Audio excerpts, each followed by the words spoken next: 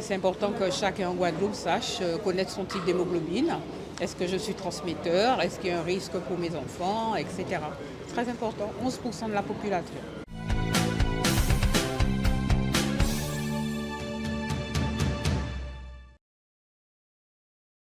Voilà, donc je suis le docteur Maryse Étienne Julan, je suis le responsable médical de l'unité de la drépanocytose et coordonnateur du centre de référence maladie rare Antilles-Guyane. Eh bien, nous sommes réunis aujourd'hui parce que c'est la journée mondiale de la drépanocytose. C'est l'occasion d'abord de parler de cette maladie, qui est quand même la maladie génétique la plus fréquente dans l'espèce humaine, mais aussi faire un peu le point pour les malades, pour la population, sur l'avancée, les avancées en termes de prise en charge quotidienne et en termes de nouveaux traitements pour les patients.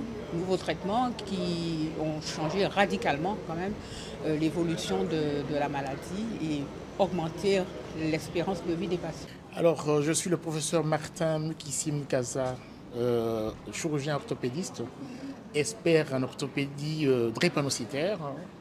Et actuellement, j'anime un réseau de plaies cicatrisation en ville entre mon cabinet principal qui est à Antiople, la Polyclinique de la Guadeloupe et le CMS Hospital. Alors mon rôle, c'est un rôle de clinicien. Donc, comme vous l'avez entendu aujourd'hui, la prise en charge de la maladie drépanocytaire est une prise en charge multidisciplinaire. C'est une maladie qui a une complication systémique, notamment dans les os et les articulations, comme je l'ai décrit tout à l'heure. Et mon rôle a été de trouver les solutions de traitement qui soient des traitements simples, efficaces pour permettre à ces patients d'avoir une vie locomotrice normale. Docteur Guy Allais, je suis gynécologue obstétricien, maintenant retraité, mais je fréquente le centre de drépanocytose depuis la création. Je suis un peu à l'origine de ce service avec le professeur Camille Berchel. Aujourd'hui, c'est le 19 juin et ça fait quelques années que c'est devenu le jour, la journée mondiale de la drépanocytose. On en profite pour faire le point sur notre situation après 34 ans de création du centre de drépanocytose et pour évaluer un petit peu les progrès qui ont été faits à la fois pour les traitements et à la fois pour le bien-être des patients. Alors l'association a été créée, c'est une affaire purement financière à l'époque.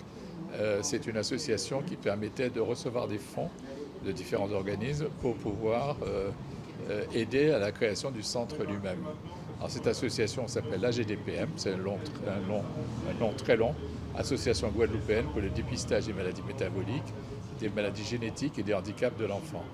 Ça dépendait d'une association française qui elle-même s'occupait de tous les dépistages à naissance, y compris la drépanocytose, mais on dépistait toutes les autres maladies, y compris la surdité ou les problèmes de vision chez les enfants à la naissance. Alors, le message à passer, c'est que les parents ou les jeunes, je dirais, les jeunes mariés, jeunes qui veulent se marier, c'est de connaître leur statut hémoglobinique, savoir s'ils sont porteurs ou pas porteurs. Ça, c'est le premier message. Et le centre de la drépanocytose est là pour pouvoir leur donner des réponses. Deuxième message, c'est qu'évidemment, nous pouvons avoir des enfants drépanocytaires et la prise en charge doit être de façon précoce.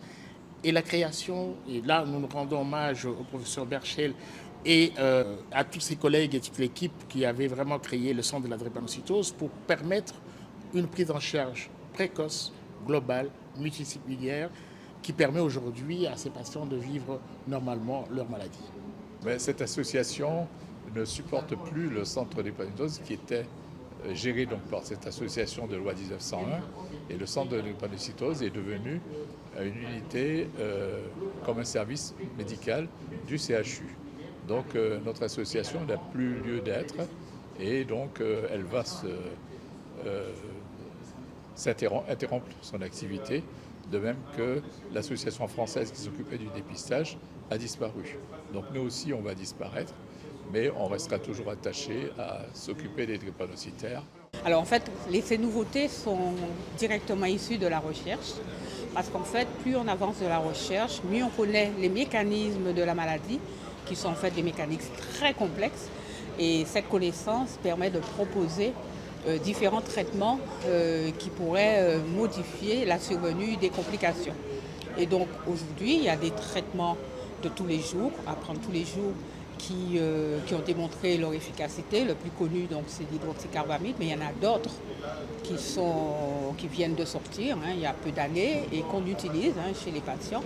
Il y en a d'autres qui vont sortir, parce qu'il y a des essais en cours. Et puis, il y a les traitements qui permettent de guérir, comme la greffe de moelle, dont les résultats sont considérablement améliorés. Et même aujourd'hui, on peut envisager de greffer des personnes qui ont des donneurs qui sont partiellement compatibles. Et enfin, la thérapie génique, le traitement au niveau du gène, qui est en cours vraiment d'amélioration. C'est encore expérimental et on verra si on obtient des résultats bénéfiques au long cours pour les patients. C'est important que chacun en Guadeloupe sache connaître son type d'hémoglobine. Est-ce que je suis transmetteur? Est-ce qu'il y a un risque pour mes enfants, etc. Très important, 11% de la population.